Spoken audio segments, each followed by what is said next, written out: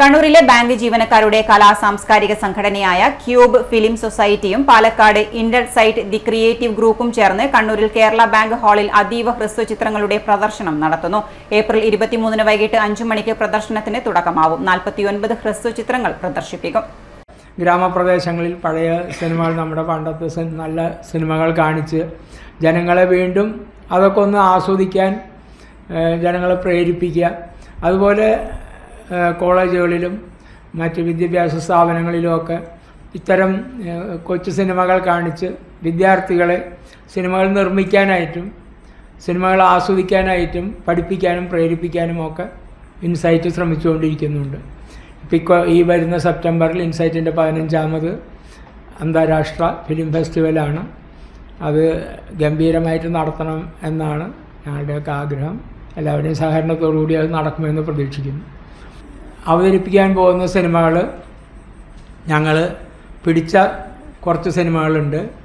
പിന്നെ ഞാൻ മാത്രമായിട്ട് പിടിച്ച ചില ഹൈക്കു സിനിമകൾ എന്ന് പറഞ്ഞിട്ടൊരു ഗ്രൂപ്പുണ്ട്. പിന്നെ മറ്റ് വിദേശത്ത് നിന്ന് നമുക്ക് മത്സരങ്ങൾക്ക് കിട്ടിയ ഏറ്റവും നല്ല സിനിമകളുടെ ഒരു സെലക്ഷൻ ഉണ്ട്.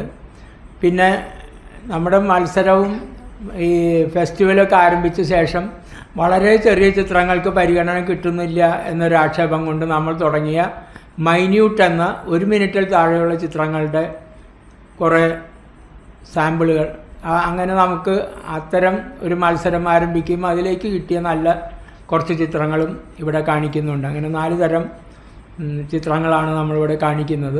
ഹൈക്കു ചിത്രങ്ങൾ, 1 മിനിറ്റ് ചിത്രങ്ങൾ, 5 മിനിറ്റ് താഴെ ദൈർഘ്യമുള്ള ചിത്രങ്ങൾ, ഇൻസൈറ്റ് നിർമ്മിച്ച ചിത്രങ്ങൾ, തെരഞ്ഞെടുത്ത വിദേശ ഹ്രസ്വ ചിത്രങ്ങൾ വിഭാഗങ്ങളിലായി 49 ഹ്രസ്വ ചിത്രങ്ങൾ പ്രദർശിപ്പിക്കും. ചിത്രങ്ങൾ മുൻനിർത്തി ഓപ്പൺ ഫോറവും നടക്കും. പ്രവേശനം സൗജന്യമാണ്. സെപ്റ്റംബർ 13, 14 തീയതികളിൽ ഇൻസൈറ്റ് 15ാമത് അന്താരാഷ്ട്ര ചലച്ചിത്രമേള പാലക്കാട് നടക്കും. മേളയുടെ മുന്നോടിയായി കേരളത്തിലുടനീളം ഹ്രസ്വ ചിത്രങ്ങൾ പ്രദർശിപ്പിച്ച് സാധാരണക്കാരിൽ ഹ്രസ്വചിത്രങ്ങളുടെ ശക്തിയും സൗന്ദര്യവും സ്വാധീന ശക്തിയും സാധ്യതകളും സംബന്ധിച്ച് ശരിയായ അവബോധം ഉണ്ടാക്കുകയാണ് ലക്ഷ്യം. വാർത്താ സമ്മേളനത്തിൽ മേത്തിൽ Komalan, KV വിൽസന്റ്, C Mohanan, KP Raghunathan എന്നിവർ പങ്കെടുത്തു. News desk, city news.